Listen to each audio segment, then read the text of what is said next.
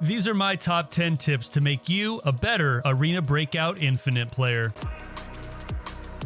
We have a way where you can make some quick money by flipping items in the marketplace. Now, specifically down here under your contacts, every time you log in, you want to check Deke Vincent here and take a look at the limited time offers you have. Now, these can be refreshed 3 times a day. As you can see, I got pretty lucky today with my rotation of items because there's actually a key here for a TV station that I can buy for $576,000, but I can immediately sell it on the market for 2.3 mil, and after the handling fee, I can get over 2 mil.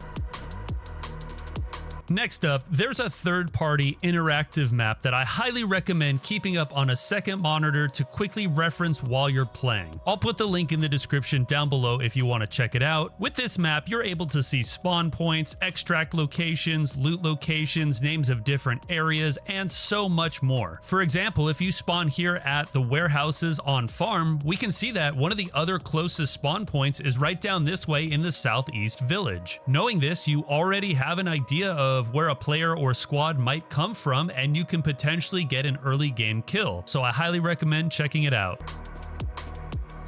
Remember, you can quickly double tap X to drop your backpack on the ground. This is actually really useful as when you drop it, you will regain a bunch of movement back, especially if your backpack was full. The heavier you are, the slower you move, and the quicker you run out of stamina. If I'm in a fight or need to quickly get into cover, I'll double tap X and drop my backpack, and then after the fight, I'll go ahead and go back and pick it back up. Just remember to drop it somewhere kind of hidden so you remember where you left it and so it doesn't get stolen by another player that's ratting around.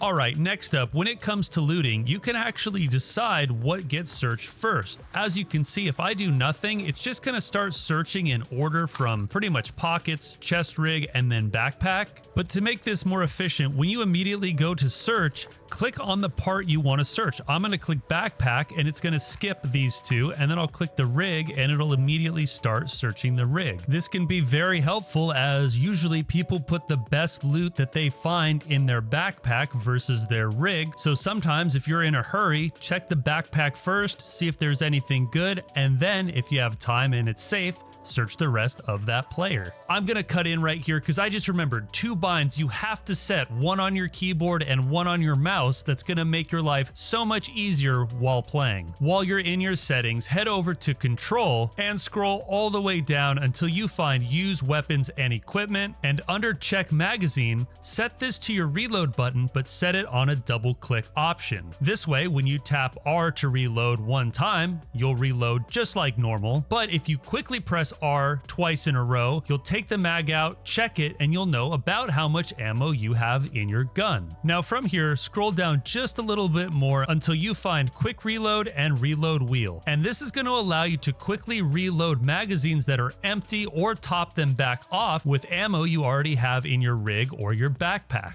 Now, if we have quick reload and the reload wheel set on the same key, one for press and one for hold, if we hold that button down instead of pressing it, we can actually choose what ammo we want to select. This is a great way to just make sure your magazines are always full before getting in a gunfight.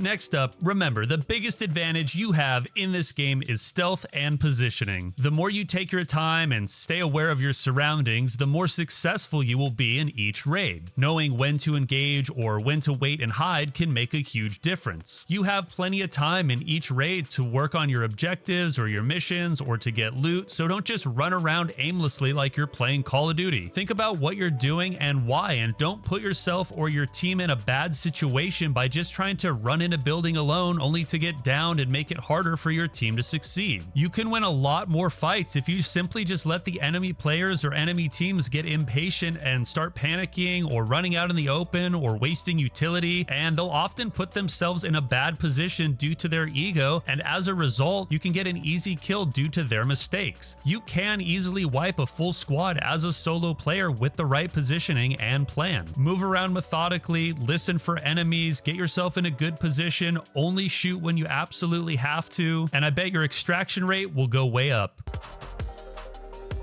Next up, let's talk about cover and stamina. Now, you always want to do your best to be near some sort of cover at all times as you move around. Whether that's a tree, a wall, a rock, whatever it is, you can get shot at literally any time from any direction, and you need to be able to take cover as fast as possible so you can figure out where you're being shot from, or if you got shot, to start safely healing. For example, as you can see here, as I'm moving up this area, I'm moving back and forth between anything I can find that I could quickly crouch or prone behind. And you're just running in short bursts, so you're not using as much stamina, and you're using your stamina just to get you quickly between cover, and you're never in a position where you're fully out of stamina and unable to run away. So just do your best to try and maintain your stamina as best as possible so you always have access to being able to run, and try to always be near some sort of object that is bulletproof so you can quickly crouch or prone behind just in case you need some cover.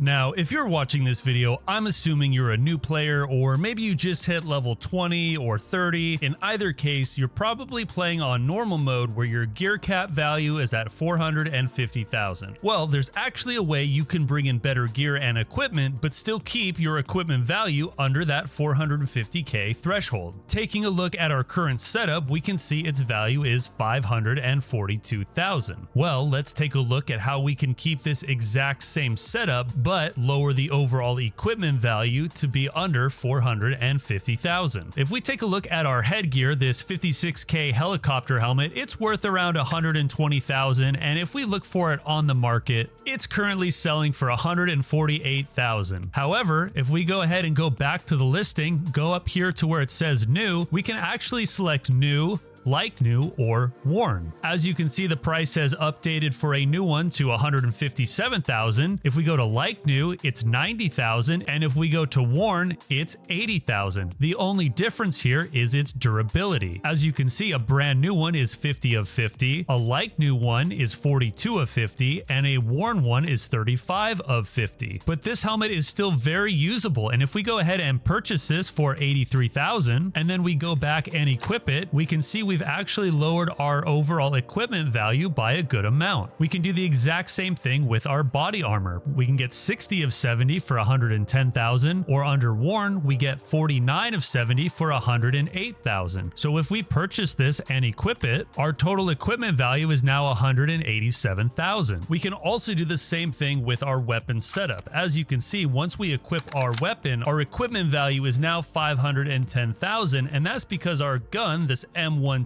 fully built out, is right around 290k. But what we can do is click on the gun itself, and we can actually drag our attachments into the backpack. If I take out my sight, suppressor, grip, and mag, now our equipment value is only 409,000. The attachments for this gun, when they're placed in your backpack and brought into the raid, don't count toward the equipment value. Now, once we load into the raid, first thing we can do is just drag and drop our attachments from our backpack back on to our gun. And remember, things like meds, food, or ammo don't count toward your gear value.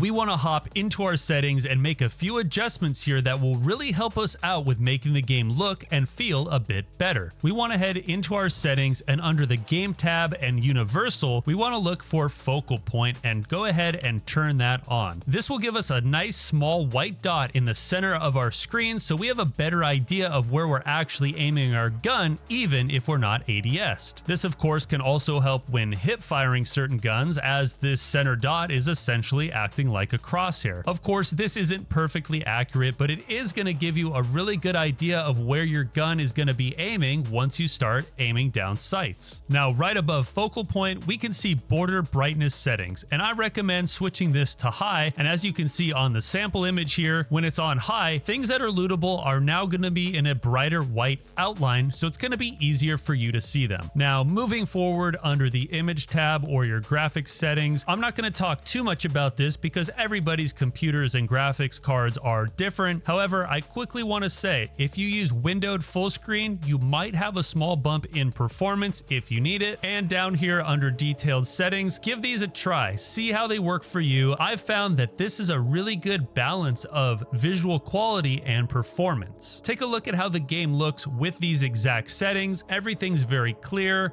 well lit, the shadows are fine, and my game is consistently running at 144 frames.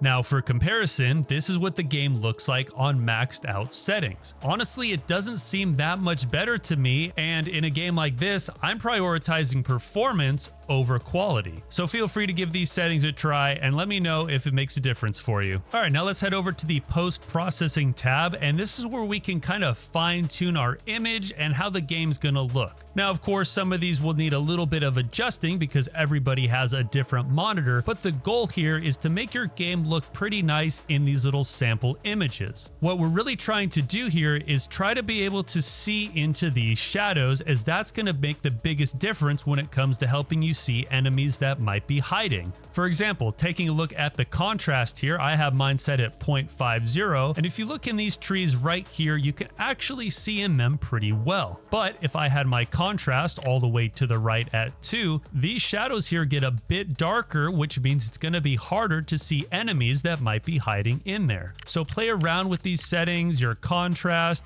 your brightness, try to set these so on each of these sample images, you can still maintain pretty good quality, but you're trying to take away any harsh shadows that might make it difficult for you to see enemies that might be hiding inside a tree or a bush.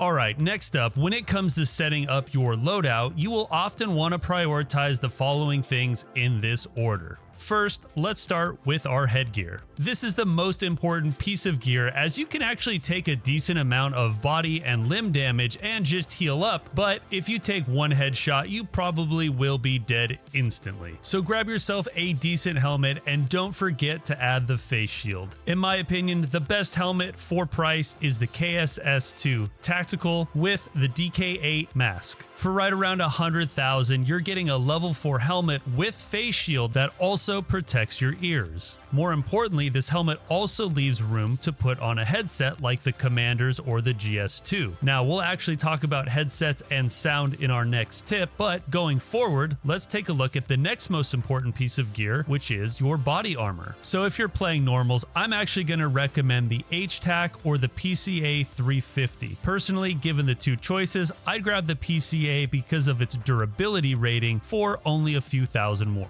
From here, our next most important piece of gear is actually going to be our headset. Like I just said, we'll talk more about headsets and sound in a second, but you're always going to want to have some sort of headset with you if possible. Sound is such an important part of this game, and the Commander headset or the GS2 are really your only two options here that are worth your time. If you're on an extreme budget, you can grab the basic headset, but honestly, at the end of the day, don't cheap out on one of these headsets and try to budget one into your equipment value, because bringing one of these two headsets with you into a raid really does give you a big advantage over other players who don't have one or have a worse one. So I'm going to recommend the Commander headset, and if you still have the budget, grab that GS2. Our next most important piece of gear is going to be our backpack. Now, there are so many options to choose from, and you can get creative with putting bags and stacking them in different ways, but we still are keeping that budget of 450k in mind. And because a big part of this game has to do with looting and getting good loot and trying to extract with that loot to get more money, to get better equipment and gear, we want to actually bring a backpack that has enough room to allow us to loot as much as possible without being too expensive. The best backpack for the price, in my opinion, is this Medfield backpack.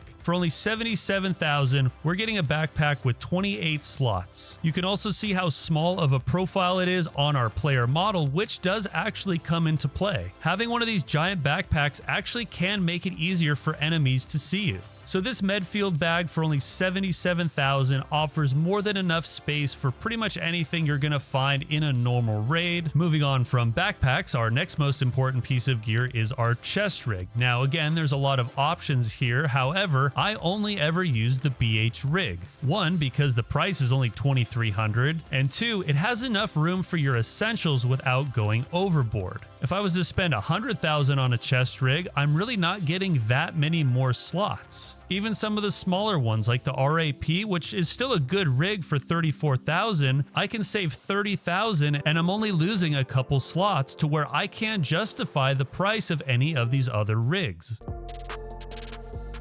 Now, moving forward, let's talk a bit more about headsets and sound. Sound in this game is potentially one of the most important aspects to understand. Everything makes sound in this game. Each surface makes different sounds when you walk or run on them. Aiming a weapon makes a sound. Eating food or drinking water makes a sound. Opening crates makes a sound. And if you can hear all of those sounds and have a better understanding of what they are and where they're coming from, you are going to have such a big advantage when deciding what to do next. Now, the GS2 and Commander headsets are the best headsets in the game, and honestly, don't even bother with any of the other ones. Both of these headsets offer a ton of noise reduction, which is going to take out some of the distracting wind or birds, water, and all the other environmental sounds that are just pure noise. Using these headsets will make it easier to hear footstep sounds and other important sound cues while playing. Being able to hear enemies running towards you before even seeing them, or being able to hear them walk through a bush, or even hearing them pull a pin on a grenade can really give you a huge advantage in how you handle that situation. So always bring a headset with you. It really does make a big difference.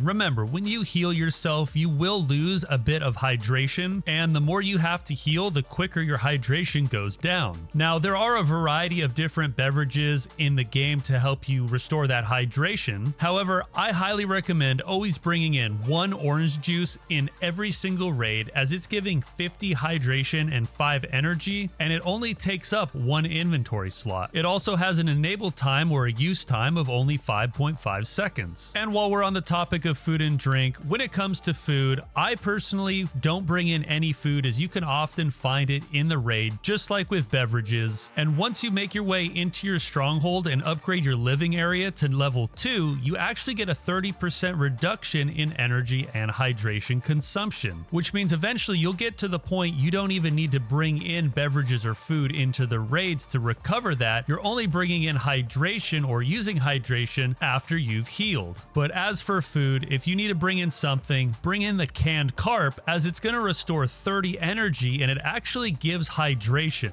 As you can see, most other food actually takes away hydration, which kind of defeats the point. So 1 canned carp and 1 orange juice can easily slot into 2 individual spots in a rig or your backpack, and you have your food and hydration covered. Now, going forward, of course, there are many other tips and tricks to cover, but if you are a brand new player, these things will give you a great head start and an advantage over other new players that don't know any of these things. Let me know if you have any other questions. Thanks for watching, and I'll see you guys in the next video.